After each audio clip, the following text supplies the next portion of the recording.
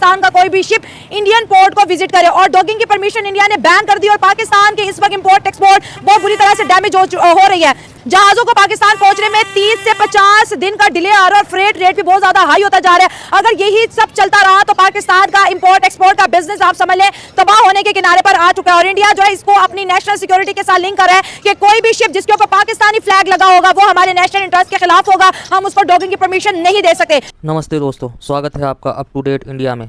आज हम लेकर आए हैं पाकिस्तान से एक और ताज़ा रिएक्शन जिसमें आपको मिलेगा असली सोच का दर्पण। तो वीडियो को पूरा देखिए, लाइक और शेयर ज़रूर करें। चलिए शुरू करते हैं। चाहूँगा कि देखें इंडिया और पाकिस्तान का तनाज़ा जो है वो बेसिकली है क्या। एक तो सबसे पहले जो मसला कश्मीर है, क्योंकि जब तक वो इशू रहेगा इस खित्ते में तब तक जो है इंडिया पाकिस्तान के क्लैशेस जो है वो होते रहेंगे। तो सबसे पहले जो बेसिक रीज़न है, जड़ कह लें, तो जब तक वो रिजॉल्व नहीं होगी तब तक जो है इस तरह की चीज़ें जो है वो इन फ्यूचर भी होती रहेंगी।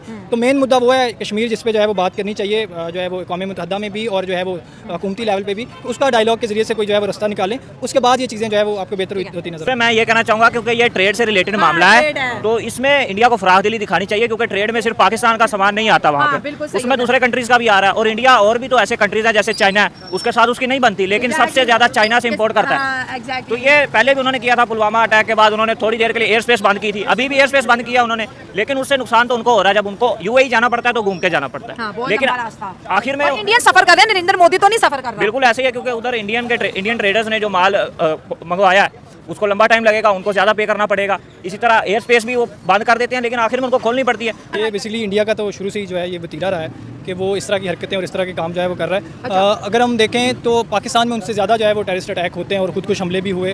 तो हमें आइडिया भी है कि इसके पीछे कहीं ना कहीं इंडिया इन्वॉल्व है। अच्छा। बट हमने डायरेक्टली कोई इस तरह का जो है वो एक्टिविटी नहीं की, हमला नहीं करते, हम खबर चलाते कि इंडिया इन्वॉल्व है बस। हम हमला भी नहीं करते और उसके अगेंस्ट जो इस तरह की एक्टिविटीज़ हैं वो भी हमने नहीं की, बिकॉज अब दुनिया जो है वो ग्लोबल विलेज बन चुकी है। तो ये जो सी अगर किसी का यूज़ हो रहा है तो इसी तरह जो है वो गुड्स एक दूसरी कंट्री में जो है वो एक्सपोर्ट हो रहे हैं। तो जहाँ तक बात है इंडिया की, वो तो इस तरह की जो है वो बोंडी हरकतें शुरू से ही जो है वो करता हुआ आ रहा है। तो इससे डेफिनेटली आम बंदे पे असर पड़ेगा। जब आप डेफिनेटली देखेंगे कि एक्सपोर्ट पाकिस्तान नहीं पहुंच रही चीज़ें, तो उसकी जो है क्वांटिटी मुतासिर होगी, फिर उसकी वजह से इन्फ्लेशन भी बढ़ेगी, रेट्स भी बढ़ेंगे, जो कि आम जो पाकिस्तानी है उन पे इसका बोझ पड़ेगा।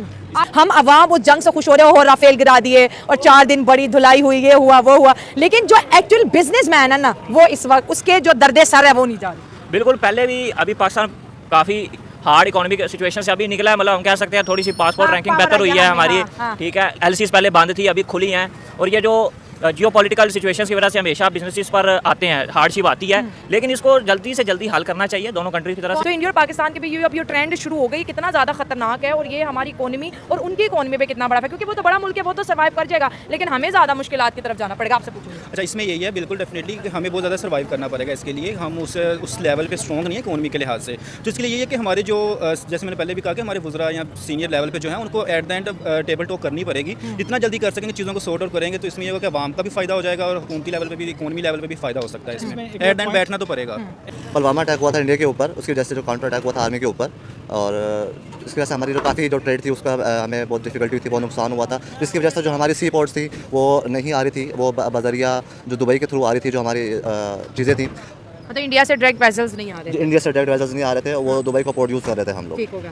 तो अब ये तो मुकम्मल ही बैन कर दिया कि कोई भी ऐसा बहरी जहाज जिसके ऊपर पाकिस्तानी झंडा लगा होगा वो इंडियन किसी भी पोर्ट पे डॉक नहीं कर सकता। देखें, ये तो पाकिस्तान के लिए सबसे बड़ा नुकसानदेह है, क्योंकि जो हमारी मोस्ट ऑफ दी जो थिंग्स हैं वो वॉर जो चीज़ें हैं वो हमारे इंडिया से इंपोर्ट हो रही होती हैं। ये एक्चुअली देखा जाए तो ये वॉर इकोनॉमी जो हमारी वॉर है वो इकोनॉमी की है। नो, ये नहीं कि जो ज़्यादा नहीं कि जो लोग बॉर्डर पर लड़ रहे हैं, ये ज़्यादातर हमारी इकोनॉमी डिस्टर्ब हो रही है। इसकी वजह से हम चाहेंगे कि ये जो रास्ते हैं वो मतलब थ्रू द सेट हो जाएँ और जो चीज़ें हैं बिल्कुल सेट हो जाए, ताकि जो इंपोर्ट है वो आना बिल्कुल सही तरीके से हो जाए।